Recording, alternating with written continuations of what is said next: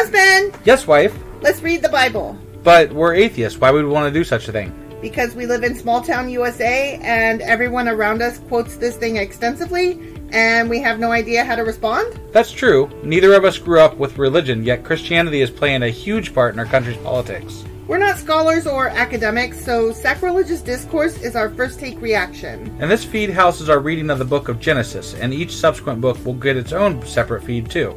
Why are we separating each book? Not all podcast platforms allow access to older episodes. This will ensure our listeners don't lose access to any of our previously released material. You can find our most recent episodes on our main channel, Sacrilegious Discourse. That's right. Make sure to subscribe so you don't miss a single episode.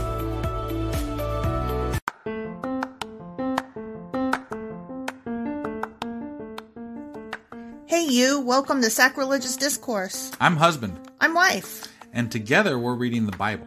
Starting with Genesis and eventually ending with Revelations, we're working through every book and offering our atheist 2 cents. Or shekels. Yeah, those. We're asking questions and pointing out all the nonsense. We aren't academics or scholars. Nope. In fact, when it comes to religion, we really don't know anything at all. What we've learned so far is that God's a dick. Oh, he really is, isn't he? If you're interested in how we reached this startling conclusion, maybe start from episode 1. Otherwise, jump in anywhere. It's all good. Yep.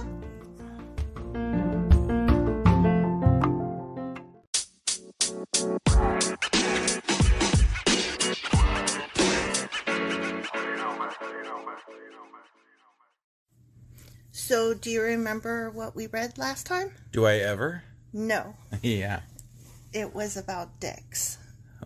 Really? It was about circumcision. You guys should totally go back and check out the episode on dicks. But you do remember, right? I do. Okay. Yeah. I was like, my eyes were just crawling out of my head. Like, you don't remember talking about circumcisions? Did we ever find Steve? No. Okay. No. We also talked about how you know what? I kind of don't remember because all I can remember is just circumcision. And Steve. I think it had to do with it was a covenant. Right. It was a covenant because he was promising fames and fortune. Right. That he had already promised. And then to enslave his, progeny. No, that was in the section before that. But yeah, you're right. Right. Yeah. So what are we talking about today?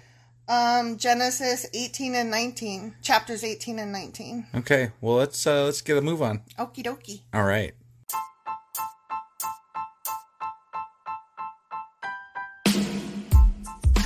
Hey, wife. Yes, husband. Did you know that we are now on Patreon? Yes, because you told me, but also, no, tell me more. So we're on Patreon now. Are we? We are, and our supporters can go there and support us, and we have multiple levels all the way up to You Killed God. That sounds really drastic and escalated quickly-ish. Well, no, there's multiple levels before there, so it escalates on a sliding scale of, cheap to not cheap. Oh. But, we can definitely use any amount, so, any support is always appreciated. So, what exactly is Patreon? It's a place where you can show your support for our podcast. And just our podcast? Any podcast or any performer. But, we're the ones that, you're listening to right now. So maybe you should, support us. That'd be awesome. That would be awesome. But we love you anyway. So all you got to do is go to Patreon, look up Sacrilegious Discourse. It's actually patreon.com/Sacrilegious Discourse is our actual main page there. So head on over and send us some love. Yeah.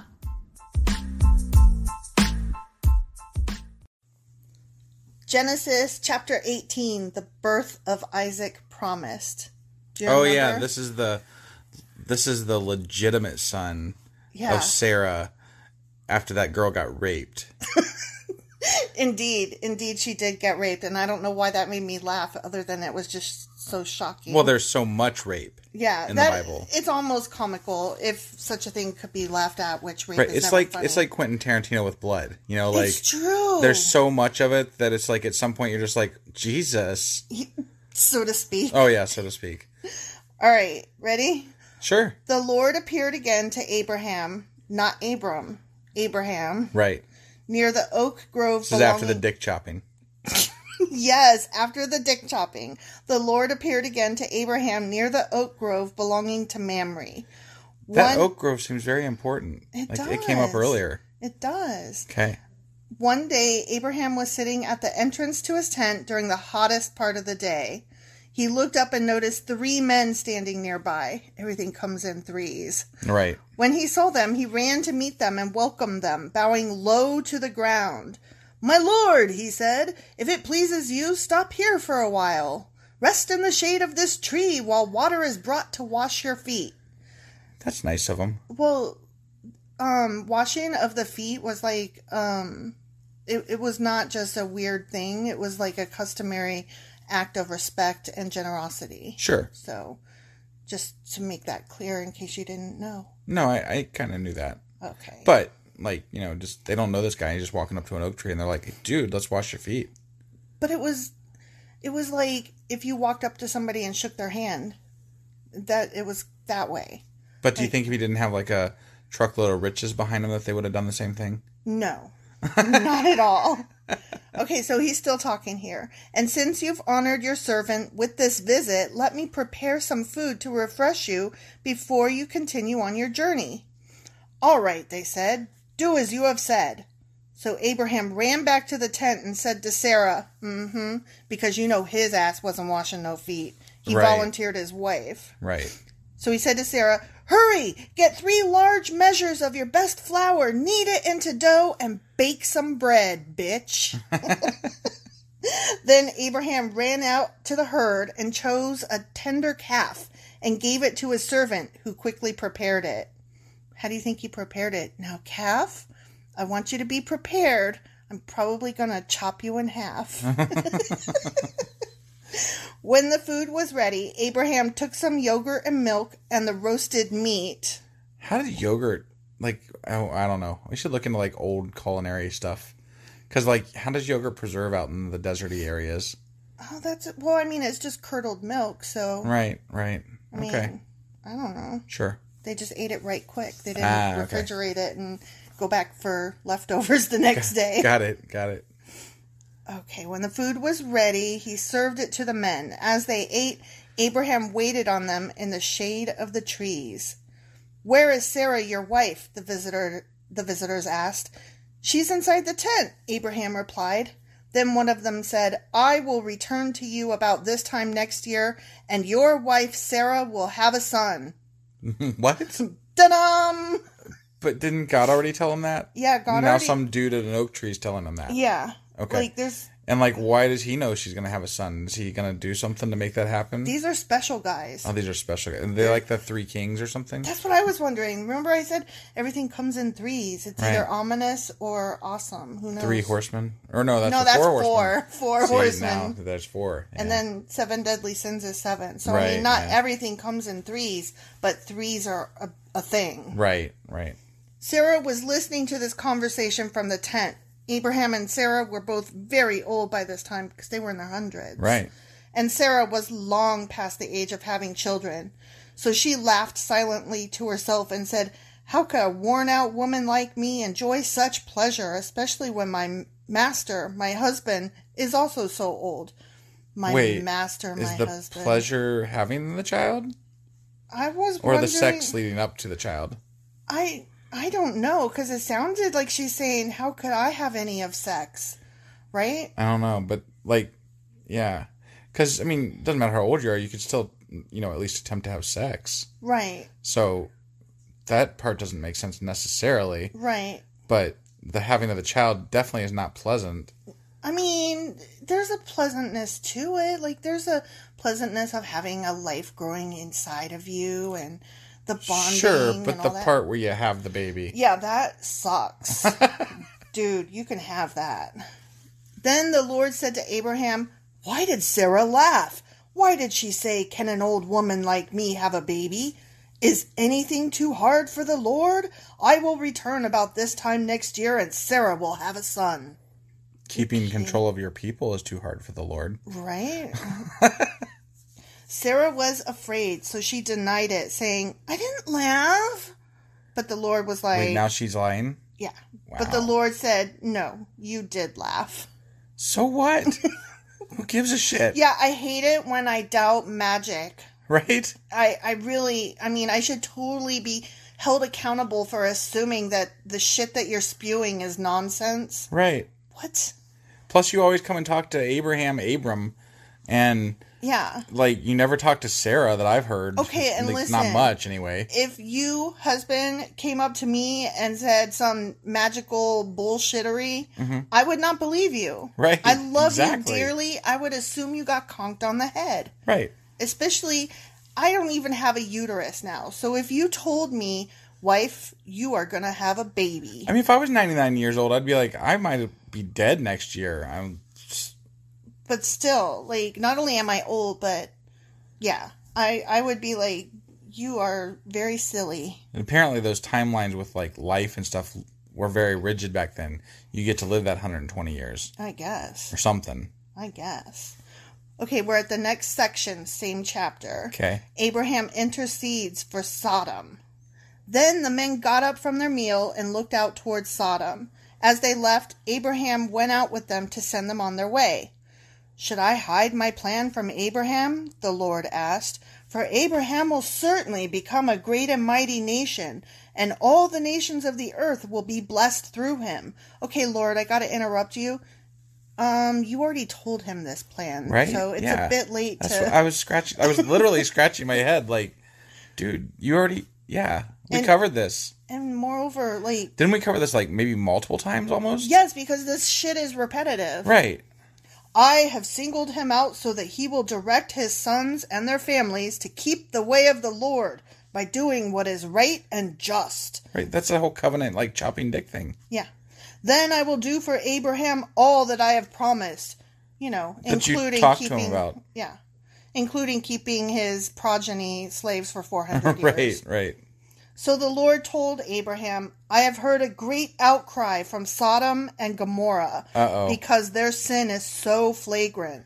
I am going down to see if their actions are as wicked as I have heard. Oh my. You don't know, God? Right? That's what I'm saying. He has trouble keeping track of people. If not, I want to know. Okay. I thought you knew things already. Right. This is not speaking well of your omnipotence and your all-knowing. And if you spent less time worrying about Abraham and more time worrying about, the rest of the fucking planet. Right. Maybe you could, help. Make things work better. Maybe you could help a little. Right. Maybe but he also already knows how things are going to work out 400 years in the future. So why the fuck doesn't he know anything about Sodom or Gomorrah? I don't know. This is all very confusing. I think it's bullshit. I don't think he really knows as much as we're supposed to be led to believe he knows, considering the fact that he states right here, I don't know, and I'm going to go look because of what I've heard, and I want to know. Right. I mean, this doesn't sound like a very good God at godding stuff. He's kind of mediocre. Right. Like, his powers are kind of like, He's, like, not even as good as Doctor Who, let's be honest. Yeah. I mean, he hasn't struck us dead for putting this podcast out yet. That is true. So... Knock on wood. The other men turned and headed toward Sodom, but the Lord remained with Abraham. Abraham approached him and said, Will you sweep away both the righteous and the wicked? Suppose you find 50 righteous people living there in the city. Will you still sweep it away and not spare it for their sakes? Surely you wouldn't do such a thing, destroying the righteous along with the wicked. Why, you would be treating the righteous and the wicked exactly the same. Surely you wouldn't do that. Should not the judge of all the earth do what is right?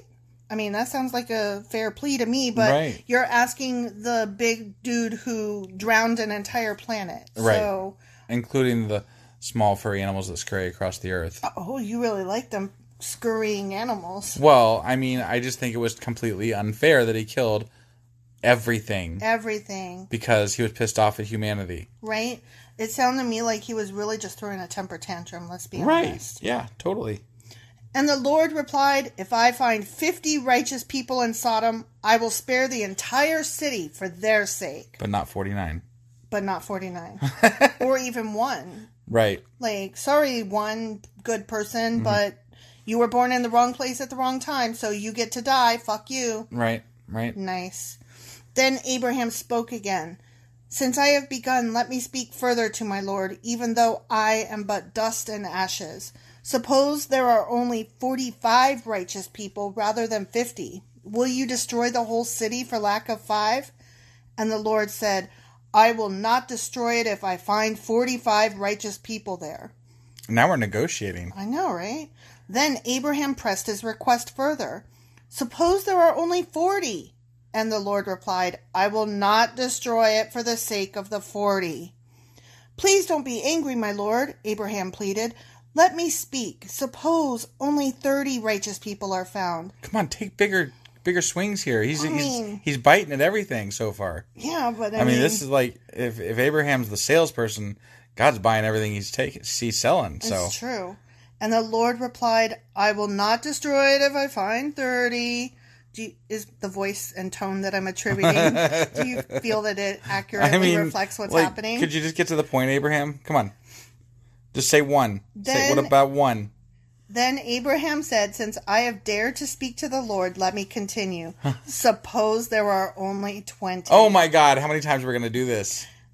I'm almost at the end of the paragraph. Hold tight. All right. And the Lord replied, then I will not destroy it for the sake of the 20.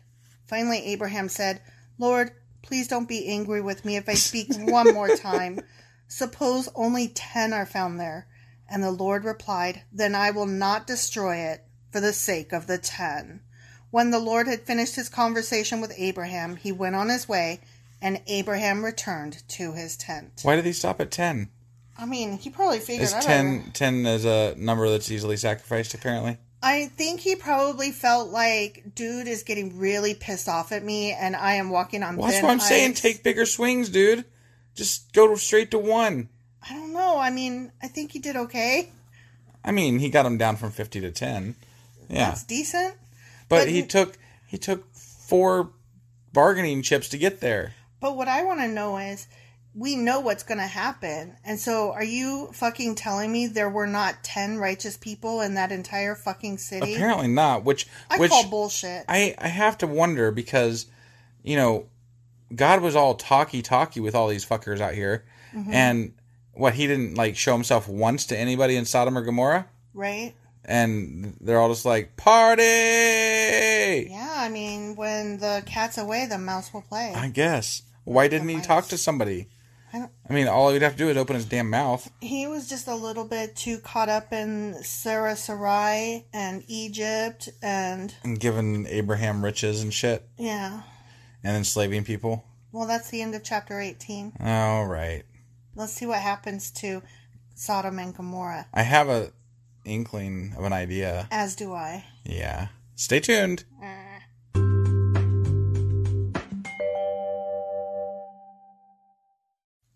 Genesis chapter 19, the destruction of Sodom and Gomorrah. That's what we knew. That's what I thought. That evening, the 2 angels came to the entrance of the city. Let me try that again. That evening, the 2 angels came to the entrance of the city of Sodom. There we go.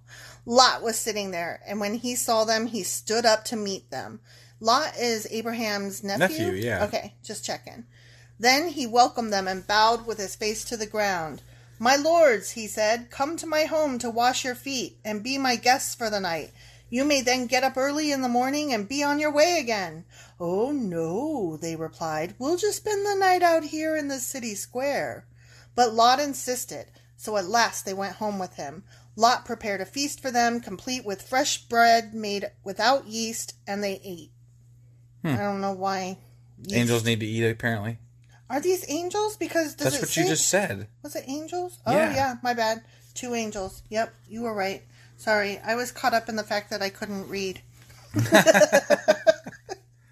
But before they retired for the night, all the men of Sodom, young and old, came from all over the city and surrounded the house. Which, I mean, there's angels there. Right, yeah, I guess that could would go. If you heard from a bunch of people, there's a motherfucking angel over there. Right. Yeah. Wouldn't you be... I'm sure at first you would be it's like a fire in town, you got to go find out what's going on. But I'm sure at first you would be like, nuh-uh.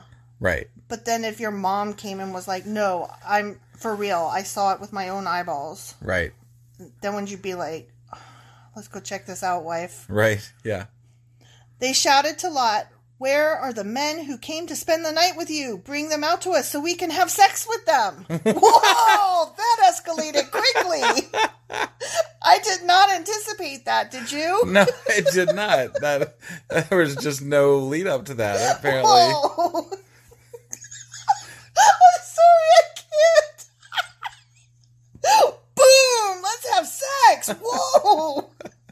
Y'all freaky. Right? So Lot stepped outside to talk to them, shutting the door behind him. Please, my brothers, he begged, don't do such a wicked thing. Look, I have 2 virgin daughters. Let me bring them out to you. Oh my God. And you can do with them as you wish. Holy shit. But please leave these men alone, for they are my guests and are under my protection. Oh my God. Could you even fucking imagine? What the fucking... Oh my God. No, don't rape the angels, but go ahead and rape my daughters instead. And I will even lead them to you. I will give you my daughters. They weren't there demanding sex with the virgin daughters, but they were there as soon as 2 people showed up out of the blue. Angels. Like the same night. Well, Yeah. but they said people. They said men. They said men when they came to the door. All the men shouted, oh yeah, you're right. Where are the men? Bring them out so we could have sex with them. Right, so they didn't know that they were angels.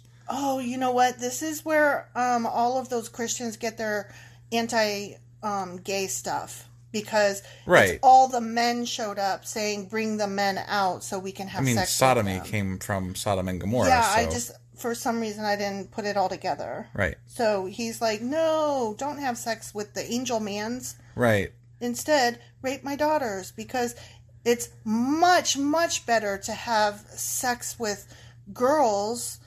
Would you, if you were Lot, would you even stay anywhere near this town that just shows up and randomly wants to have sex with people that show up at your house? Not just wants to, but like demands it. Right. Hell no. Like the whole fucking town showed up. Yeah. Demanding crazy. sex. Hey, new men, let's have sex. What? No. And then you have to offer your daughters to be raped.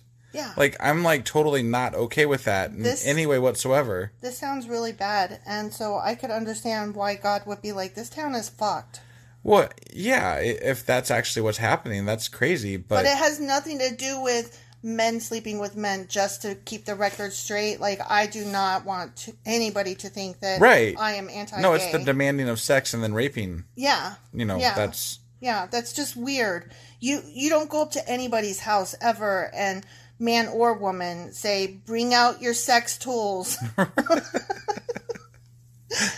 Oh my gosh, this is crazy. This is a demented book. I mean, who even, like, somebody had to write this. Somebody had to write this. This is ridiculous. Stand back, they shouted. This fellow came to town as an outsider, and now he's acting like our judge. We'll treat you far worse than those other men. Oh, jeez. We was gonna rape the angel guys, and we reject your offer to rape your girls, because now, asshole, we gonna rape you. Right. What the fuck? Yeah. And they lunged toward Lot to break down the door. Oh my God. I mean, why does Lot live here? Right? This is that's crazy. what I'm like. That's what I'm asking. That's why I was like, would you live anywhere near this shit? Why? But the 2 angels reached out, pulled Lot into the house, and bolted the door. Then they because that'll do it against 50 people. Right? Well, look, they're magical. Okay. Then they blinded all the men, young and old, who were at the door of the house. So they gave up trying to get inside. Do you think? But it was just men. Yeah. Just men. Yeah. Okay. All the men, young and old, who were at the door. Right, So but that's what I'm saying. Only men came to have sex and rape people. But do you think, I was going to ask, do you think that's where the adage that if you masturbate too much, you'll make yourself go blind comes from? Maybe. Oh my, this is just, I keep saying it, it's grotesque. Right, This book is weird. It is weird. This story is like, it's making me uncomfortable, quite frankly, and not in a spiritual, accounting my sins and self-observation kind of way. In a, ew, all this rapey, murdery slave shit. Ugh. I bet Lot gets spared. I bet he does. Even though he's only one person. Right? And his daughters, so 3. Yeah. But not 10. No, not 10. But I bet he gets spared anyway. Every other fucking person being only men. Of course, women and children don't count as people, apparently. Right. God, this is gross and I hate it. Meanwhile, the angels questioned Lot. Do you have any other relatives here in the city? They asked. Get them out of this place. Your sons-in-law, sons, daughters, or anyone else. For we are about to destroy this city completely. We gonna blow this shit up. See, I told you he was gonna spare him. Yep. The outcry against this place is so great, it has reached the Lord, and he has sent us to destroy it. What kind of outreach did they do to find the 10 people who are... I didn't see any knocking on doors going on. Right? Like, excuse me, do you know any righteous people? Right? Nope. They just judged it based on who ran to Lot's door to rape his guests. Right. Those 50 people or whatever they were. Okay, let's take a step back for a minute. Like...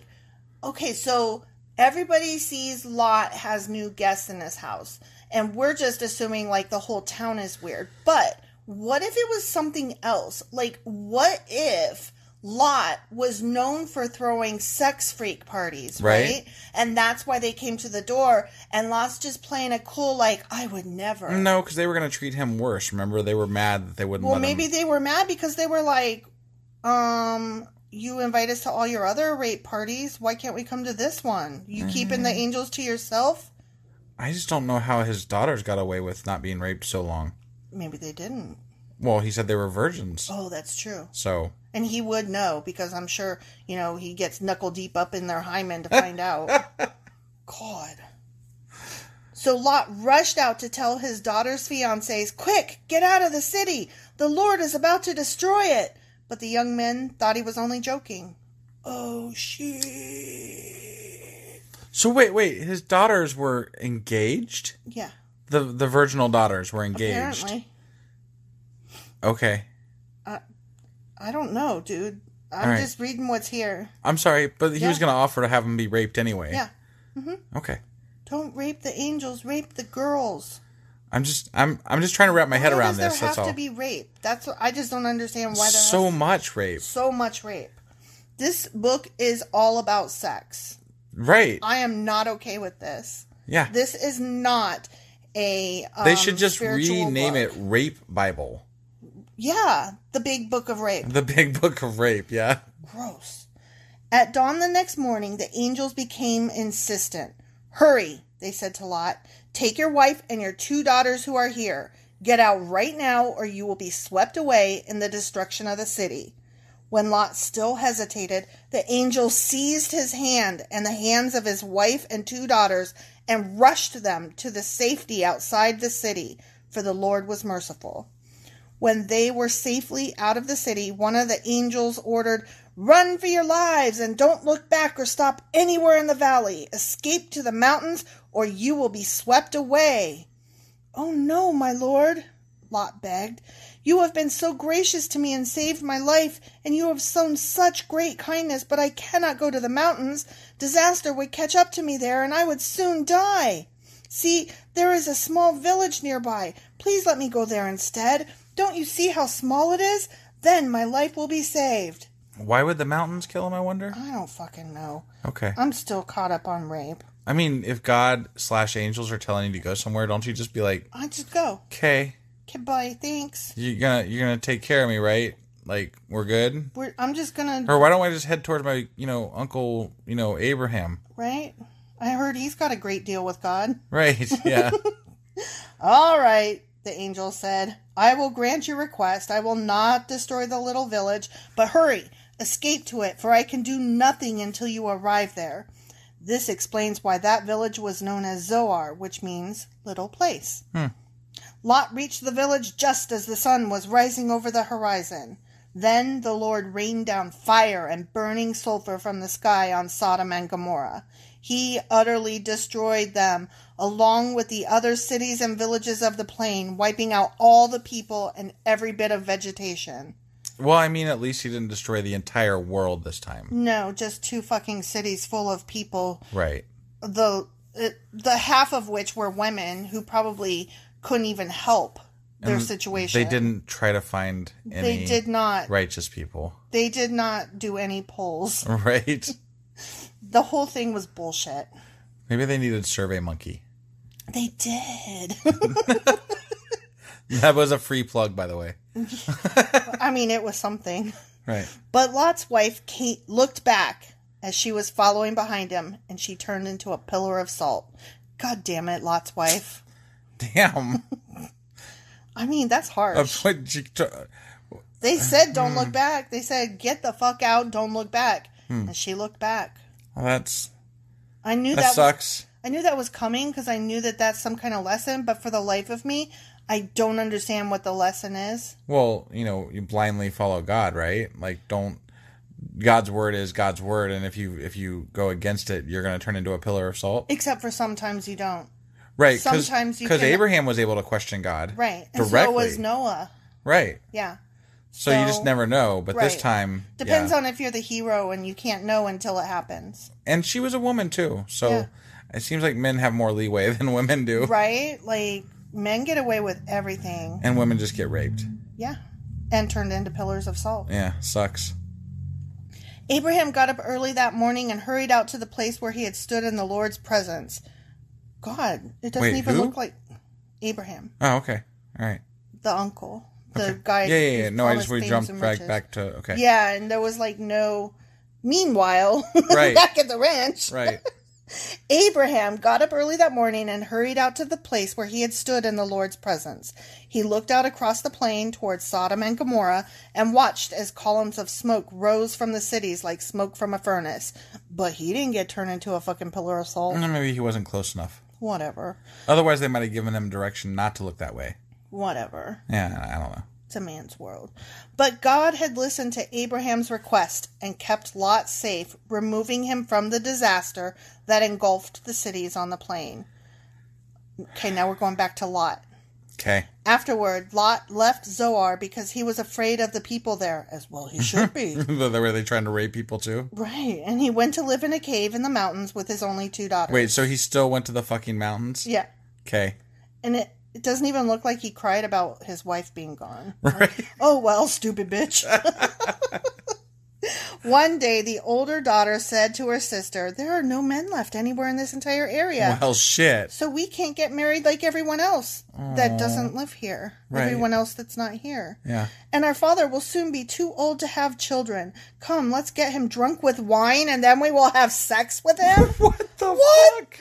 What the fuck? This escalated quickly again. Holy shit, I did not see that coming. The everlasting hell. I can't do this. Jesus Christ. That way we will preserve our family line through our father. Oh my God. This is fucking disgusting. This book is disturbing. Yeah. Like, it's really, really fucking disturbing. So that night they got him. Oh no. Is this going to happen? I don't know. Oh no. Oh, my stomach hurts. So that night they got him drunk with wine, and the older daughter went in and had intercourse with her father.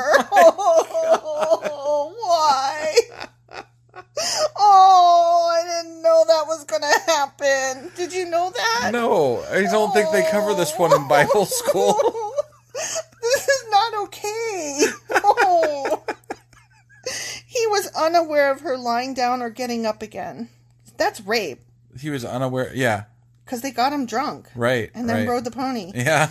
The next morning, the older daughter said to her younger sister, I had sex with our father last night. Let's get him drunk with wine again tonight, and you go in and have sex with him. That way, we will preserve our family line through our father. Oh my gosh. This is gross. It really is. So that night, they got him drunk with wine again, and the younger daughter went in and had intercourse with him.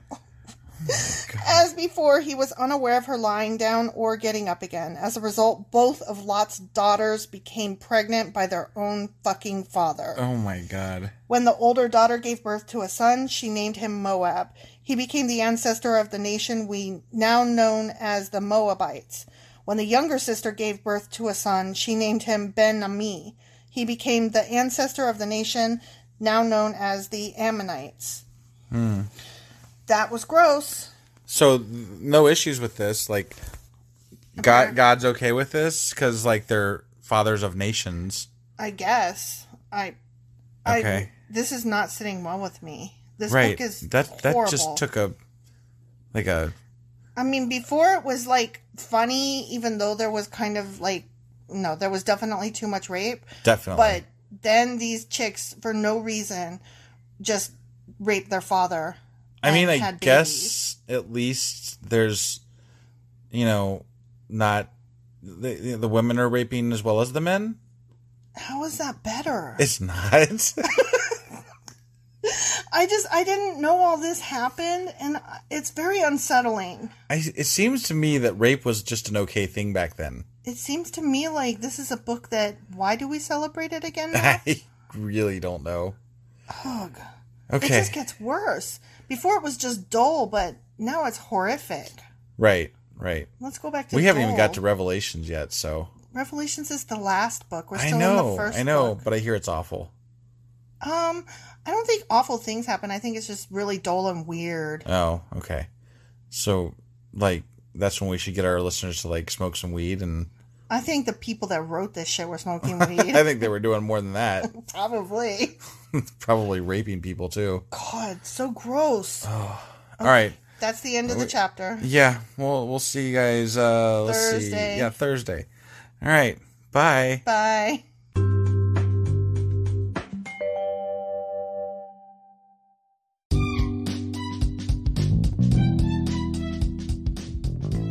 Husband. Yes, wife. Is there a way for people to contact us? Well, sure.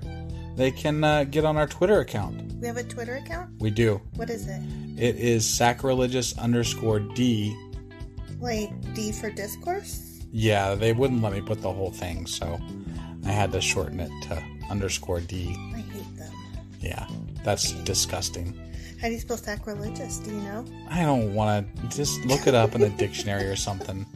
I don't want to do that right now. You know why? Sacrilegious_D. Okay? Because you messed it up and I made you fix it. That's why. Yeah. What about an email? Yeah, we got that too. What is it? Sacrilegiousdiscourse@gmail.com. Oh, well, that's easy. Yeah. As long as you know how to spell sacrilegious. Right. Well, definitely get a hold of us. Let us know what you thought of the episode. And, any comments, hate mail. We love that kind of stuff. Also, you could answer some questions that we leave throughout, or, correct my pronunciations. Yeah, which are probably please. Bad, wrong, and horrible. Because we suck sometimes. Absolutely! Oh, also, if you like this shit or whatnot, give us a like on your podcasting app and stuff, or even leave a comment or something. That would be awesome. That would be awesome. Goodbye.